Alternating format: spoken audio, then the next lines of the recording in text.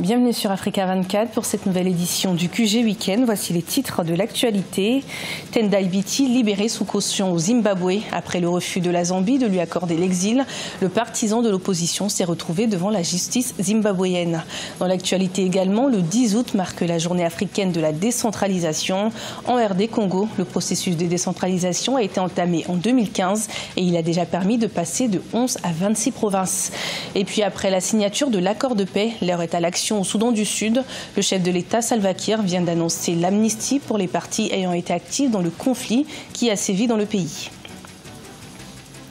Une liberté sous caution pour Tendai Biti, l'opposant zimbabwéen accusé de proclamation illégale des résultats électoraux et de violence sur la voie publique, a pu sortir de prison après avoir payé 5 000 $ de caution.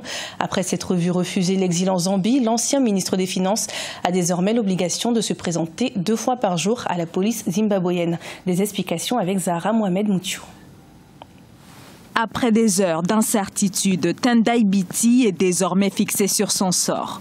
Figure de l'opposition du Zimbabwe, il était accusé de proclamation illégale de résultats électoraux et de violence sur la voie publique à la suite des élections générales du 30 juillet. Jeudi, devant la justice, annonce de la sentence et c'est une libération sous caution qui est accordée à l'opposant. Un délibéré intervenu après l'expulsion de Tendai Biti de Zambie où les autorités lui ont refusé l'asile politique. On survit. C'est dommage que dans la plus grande partie de l'Afrique, on ne respecte pas l'état de droit ni les normes internationales. On vit pour se battre un jour de plus.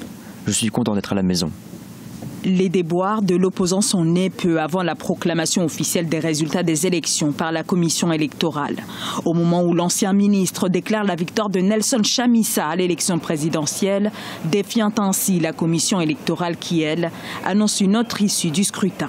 Une situation qui a alors débouché sur des manifestations dont la répression par les forces de l'ordre a fait au moins 6 morts et des dizaines de blessés. La soif de démocratie, la soif des changements est tellement coriace, énorme chez le peuple zimbabwéen que ce pays n'est à l'abri de rien. La libération de Tendai Biti est assortie d'une interdiction de participer à des débats politiques ou des conférences de presse. Le MDC, de son côté, le parti dont il est l'un des principaux ténors, indique son intention de poursuivre la contestation des résultats de l'élection présidentielle, remportée dès le premier tour par le président sortant, Emmerson Mnangagwa, ancien bras droit de Robert Mugabe. En Centrafrique, 3 ex-membres de la Seleka, Nourdine Adam, Mahamat Al-Khatim et Ali Daras, ont conjointement signé un communiqué où ils déclarent mettre fin aux divergences qui les opposaient. Les dirigeants des 3 principaux groupes politico-militaires issus de la Seleka disent vouloir œuvrer pour ramener la paix dans leur pays. Le texte commun annonce également la mise en place d'une commission commune chargée de régler de manière pacifique les différends entre les commerçants et les éleveurs. Célébration de la journée africaine de la décentralisation et du développement local ce 10 août. L'édition 2018 était placée sous le thème de la lutte contre la corruption au niveau local. En RD Congo, la décentralisation a été entamée en 2015. Avec le découpage territorial, le pays est passé de 11 à 26 provinces. Voyons ce reportage de notre correspondant en RD Congo, Jacques Amboka.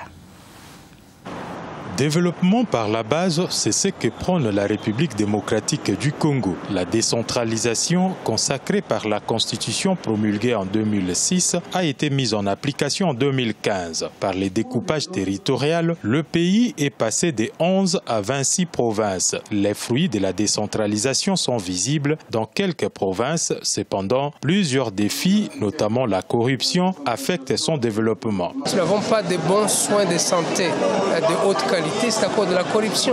Si nous n'avons pas de ponts sur des rivières ou des routes, et ainsi de suite, c'est la corruption. C'est pour ça que nous avons engagé la réflexion pour dire qu'il faut la combattre. Avec une décentralisation bien pensée, le développement est très rapide, estiment les observateurs. Cependant, la force de la décentralisation réside par ailleurs dans la capacité de l'entité décentralisée à maximiser ses recettes. Un exercice qui implique aussi la diversification de l'économie nationale. Le leitmotiv de la décentralisation, c'est de créer des richesses à la base. changer la mentalité et la culture pour que partout sur le territoire national, les gens apprennent à payer des taxes, des impôts et des redevances. La République démocratique du Congo a célébré ce 10 août la journée africaine de la décentralisation et du développement local. Une journée d'échange a été organisée le jeudi 9 août par le ministère congolais de la décentralisation avec comme thème « Lutte contre la corruption au niveau local, une voie durable pour transformer l'Afrique à partir de ses territoires ».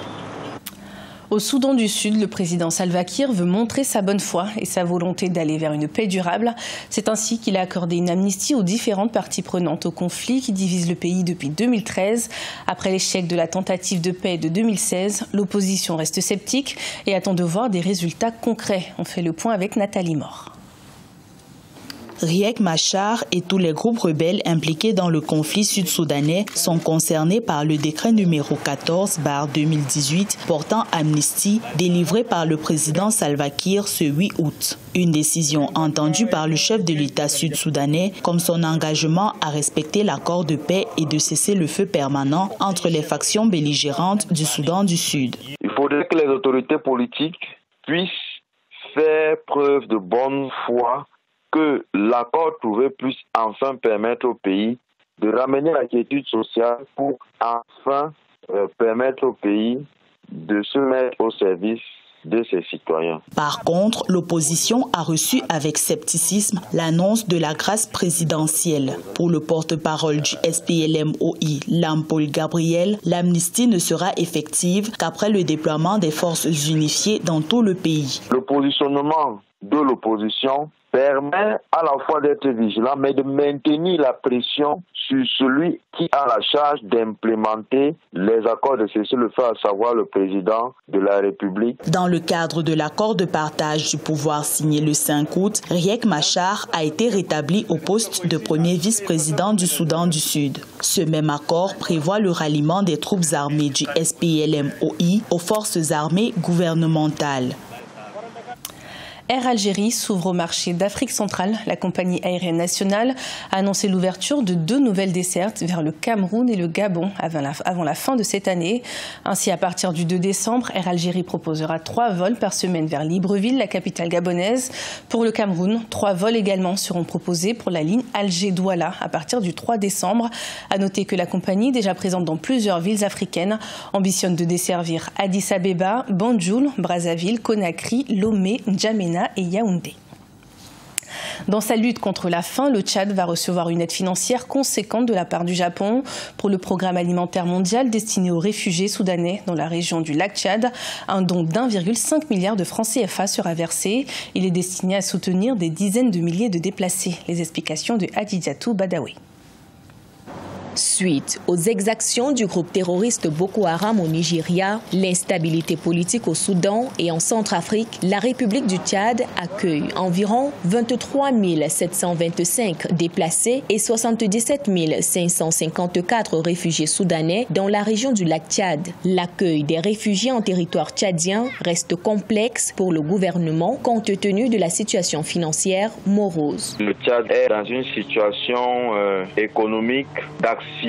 Il serait essentiel pour le gouvernement tchadien d'aller vers l'autonomisation des populations réfugiées. Et en ce sens, il serait important de revoir les textes juridiques du pays. Au regard du nombre croissant des réfugiés en territoire tchadien, l'État du Japon a annoncé un financement de 1,5 milliard de francs CFA au programme alimentaire mondial PAM pour une meilleure assistance aux réfugiés. Le gouvernement du Japon espère à travers cette contribution qui s'élève à 1,5 milliard de francs CFA contribuer à l'amélioration de la sécurité alimentaire des populations affectées par la crise du lac Tchad, soutenir les efforts menés par le PAM pour répondre aux besoins alimentaires et nutritionnels les plus urgents au lac et dans les régions de l'est du pays, et renforcer davantage sa relation avec le gouvernement du Tchad en le soutenant dans ses efforts pour atteindre la sécurité alimentaire. Au Tchad, le statut de réfugié et de déplacé est régi par le décret du 2 août 2011 portant création, organisation et attribution de la Commission nationale d'accueil, de réinsertion des réfugiés et des rapatriés.